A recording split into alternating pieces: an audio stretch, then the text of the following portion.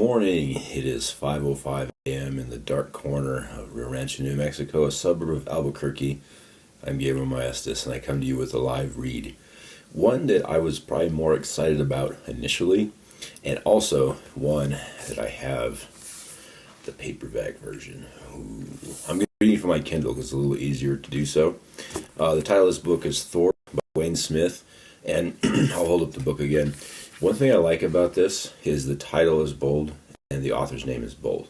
I don't know why I like that, but it just has kind of like an old, I guess you could say an old book feel to it. Yeah, so anyway, the premise of this book is actually written from the dog's perspective, the dog being the dog on the cover, which is a German Shepherd, and it starts off like kind of, which I'll get into, a bit of a creature feature.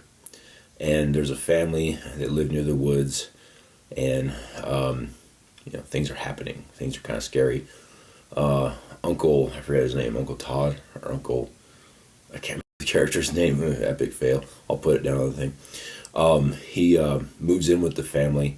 Odd things starts happening. The entire perspective is from their German Shepherd, and it is very uniquely written. And I'm going to go ahead and dive into the right and then talk a little bit about it so I don't bore you before it actually gets going. So, THOR, the prologue. The smell of blood changed everything. The bear had been wandering the woods aimlessly for hours, driven by a hunger that seemed to have gained a life of its own, and was now trying to claw its way out of his gut. Something had gone wrong with the previous autumn. His favorite fishing stream had gone thin and shallow, and the salmon didn't swim past the wading paw in his thick schools as they had in years past. He spent whole days staring at the water when he should have been gorging himself on fish. And when the days grew short, his instincts told him to crawl into his cave. The meager layer of fat he built up wasn't nearly enough to carry him through the winter. His stored calories were gone before it was time to open his eyes, and hunger tormented him as he slept. He woke early, ornery, and angry at the world, only to discover the forest hadn't restocked itself yet.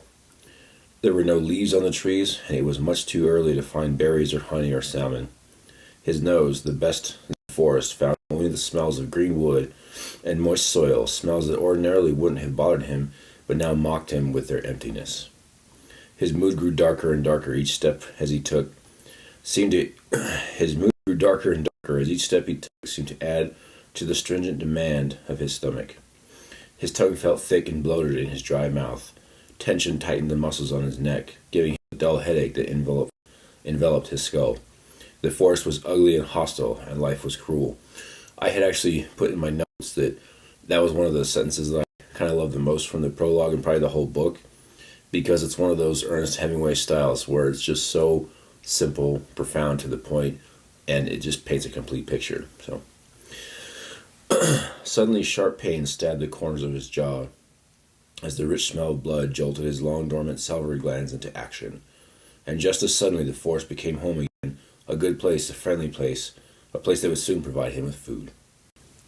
He turned toward the breeze that carried the blood scent and set off after it, plunging through the woods at high speed, uncornered by the noise he made. He was not a fearful animal. As the biggest and most dangerous predator in the forest, only another bear could take him on one-on-one.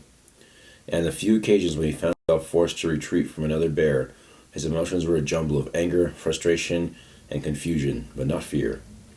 But as he neared the source of the blood scent, a vague, unfamiliar sense of foreboding came over him. He stopped and listened to the forest. Nothing. Hunger quickly pushed his newfound caution from his mind. He pressed ahead and spotted the carcass, strangely alone in a clearing. He charged forward, eager to taste his first meal in months. The prey had been badly mauled, yet appeared to be whole. The torso was open. Splayed ribs displayed uneaten organs within. He poked his snout into the carcass and was surprised to find the liver was still intact. The liver was the best part, the first thing eaten by any predator. He consumed it in 2 bites without chewing. His stomach lurched and settled, and he sat down to enjoy himself. But halfway through his meal, as his hunger faded, an odd feeling of ease came over him.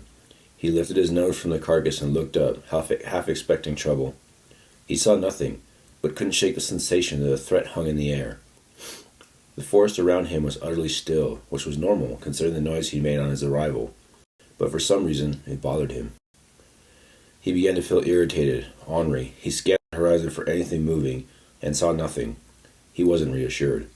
He felt something out there, something in the distance that he shouldn't let catch him unawares. He snarled and let out a low growl of warning.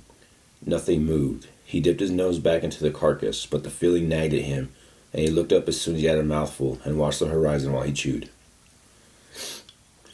His wariness was robbing him of enjoyment of his meal. Each time he lowered his head for another bite, he felt almost uneasy about taking his eyes off the horizon. Finally, he could stand it no more. Snarling his displeasure, he gripped one limb of the cadaver with his teeth and dragged it backwards in the direction it had come from. Watching the woods in front of him the whole way, troubled by the knowledge that it wasn't the kill he was removing from the area, it was himself. He dragged the carcass more than a half-mile before the feeling faded. He promptly forgot everything but the tasty meal that had been interrupted. He was about to dip back into the bountiful torso when a powerfully sweet smell caught his nose. He poked his snout into a pocket of the open-down jacket the cadaver still wore and pulled out a baby Ruth. He ate the candy bar with the wrapper still on it. Had to throw that in. Chapter 1. I kind of like the prologue because you weren't sure what he was eating, and then at the end you're like, oh, that's terrible. A little bit of a giveaway. I'm not going to read a whole lot from Chapter 1. I'm just going to kind of set the tone for things and all that good stuff and talk about the book. Chapter 1. Thor got a bad feeling about the stranger from the moment he saw him. While the man was still almost a block away, just a tiny figure striding up the sidewalk past the neighbors' neatly groomed lawns, apparently coming straight into the pack's front yard where the kids were killing time. It was the stranger's walk that bothered Thor. Every walk was unique, a signature that even humans can recognize from a distance, often by the sound alone. But a walk tells more than just the identity of the walker. Walks are triumphant or defeated, genuinely proud or artificially boastful. Innocent or guilty, all of which seem to escape most humans. None of it escaped Thor. And that's all I'm going to read from the prologue and the first chapter. So, what I like about the book Thor is it's very unique. I'm not going to give away the creature feature, although it's somewhat obvious as far as what it is, because a dog, the woods, mysterious creature. Ooh, it could be about 5 different things, but it is very uniquely written. The characters in it, the perspective, it's not something you're going to find normally. And there's a little bit of a reason to that. It's hard to write. I'm going to be honest. I gave it 4 stars because I won't review a book and not give it 5 or 4 stars because I do a lot of detective work before I commit to which book I'll read and present. But it slowed down. It slowed down after kind of the first chapter, getting into the first 100 pages. Is that a bad thing? I think the author is setting the stage. I haven't yet completed the book, the first 100 pages, but I want to.